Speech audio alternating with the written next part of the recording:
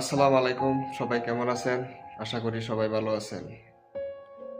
আজকে আপনাদের সামনে কিছু কথা বলবো পে স্কেল নিয়ে। বর্তমানে যারা এসব দায়িত্বে আছে ইনশাল্লাহ আশা করি সরকারি চাকরিজীবী বাংলাদেশে সারা বাংলাদেশে যারা রয়েছে সবার একটাই দাবি যাতে পে স্কেলটা ওরা পায়। আমি সহ আমরা যারা সরকারি চাকরিজীবী ইনশাল্লাহ আমরা পে স্কেলের পক্ষে। আশা করা যাচ্ছে যাতে বর্তমান সরকারে যারা আছে উপদেষ্টা মণ্ডলীর সদস্যরা সবাই এই বিষয়ে জানেন, অবগত আছেন, যাতে আমাদের পে স্কেলটা হয়। সামান্য একটা চাওয়া আমাদের পে স্কেল।